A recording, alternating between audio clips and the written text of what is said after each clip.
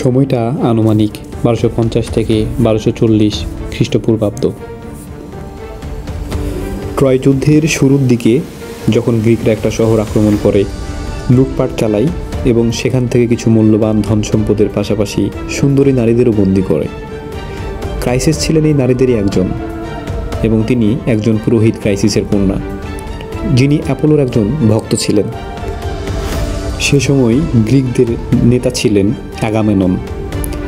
অ্যাগামেনন ক্রাইসিসকে নিজের পুরস্কার হিসেবে গ্রহণ করেন, কিন্তু ক্রাইসিস তার কন্যাকে ফেরত পেতে চেয়েছিলেন এবং এর জন্য মুক্তিপণ সহ অনুরোধ করেছিলেন। অ্যাগামেনন তা প্রত্যাখ্যান করলে ক্রাইসিস অ্যাপোলো দেবতার কাছে প্রার্থনা করেন এবং অ্যাপোলো গ্রিক শিবিরে একটি মারাত্মক প্লেগ বা মহামারী পাঠান।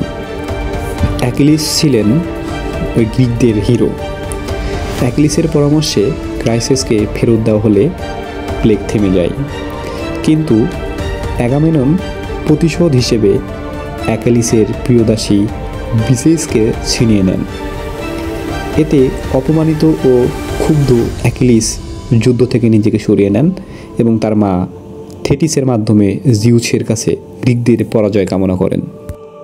অ্যাকিলিসের অনুপস্থিতিতে গ্রিক শিবিরে অস্থিরতা ছড়িয়ে পড়ে। গ্রিকরা দুর্বল হয়ে পড়ে এবং তখন ট্রয়ের নেতা হেক্টরের নেতৃত্বে একের পর এক বিজয় লাভ করতে থাকে। গ্রিক শিবিরে হতাশা নেমে আসে। ওডিসিউস সহ অন্যান্য নেতারা অ্যাকিলিসকে ফিরিয়ে আসার জন্য অনুরোধ করেন, কিন্তু অ্যাকিলিস তাদের প্রস্তাব প্রত্যাখ্যান করেন। যুদ্ধের 10ম বছরে গ্রিক বাহিনী ট্রয় শহরের প্রাচীরের কাছে অবস্থান নিলেও তারা শহরটির মধ্যে প্রবেশ করতে পারছিল না। অ্যাকিলিস, যিনি গ্রিক বাহিনীর শ্রেষ্ঠ যোদ্ধা, আগামেননের সাথে বিরোধের কারণে যুদ্ধ থেকে বেরিয়ে গিয়েছিল। তার শত্রু হেক্টর ক্রমাগত গ্রিকদের চাপ দিতে থাকে। পাট্রোক্লাস অ্যাকিলিসের ভালো বন্ধু। ক্ষুব্ধ হয়ে অ্যাকিলিসের বর্ম পরিধান করে ট্রয়ের বাহিনীর বিরুদ্ধে যুদ্ধ করতে যায়। প্যাট্রোক্লাস হেক্টরের বিরুদ্ধে বিজয় লাভের জন্য সাহসী পদক্ষেপ নিলেও অবশেষে হেক্টর তাকে হত্যা করে।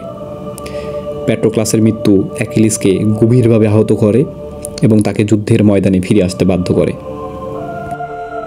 প্যাট্রোক্লাসের মৃত্যু অ্যাকিলিসের ক্রোধকে নতুন মাত্রা দেয় এবং তাকে যুদ্ধের জন্য প্রস্তুত করে তোলে। গ্রিক বাহিনীর নেতারা একত্রিত হয়ে রাত্রে একটি গোপন সভা বসান। তারা প্যাট্রোক্লাসের মৃত্যু এবং অ্যাকিলিসের ক্রোধের পরিণতি নিয়ে আলোচনা করেন। এখানে ওডিসিউস, নেস্টর এবং আইওয়াক্স গ্রিক বাহিনীর অবস্থান নিয়ে আলোচনা করেন। অ্যাকিলিসের প্রতি আপিল করা হয় যাতে সে আবার যুদ্ধের ময়দানে ফিরে আসে। অ্যাকিলিসের ফিরে আসা গ্রিকদের জন্য একটি নতুন আশা সৃষ্টি করে। অ্যাকিলিস অবশেষে সিদ্ধান্ত নেয় যুদ্ধের ময়দানে ফিরে আসার, কিন্তু আগামেনন তার জন্য নতুন সশস্ত্র বাহিনী এবং সম্মান প্রদান করেন। এদিকে ট্রয়ের সেনাপতি হেক্টর গ্রিক বাহিনীকে অবলীলায় পরাস্ত করতে থাকে। গ্রিকরা শুরুতে হতাশ, তবে অ্যাকিলিসের পুনর্প্রবেশ তাদের রক্তে নতুন উদ্দীপনা তৈরি করে। অ্যাকিলিসকে দ্বিধাবোধ ছাড়াই যুদ্ধের ময়দানে ফিরে আসতে দেখে গ্রিক বাহিনীর নতুন শক্তিতে পূর্ণ হয়ে ওঠে। এই অ্যাকিলিস শেষ পর্যন্ত হেক্টরকে পরাজিত করে। তার মৃত্যুর প্রেক্ষাপটে ট্রয় শহরের আশা ধ্বংস হয়ে যায়।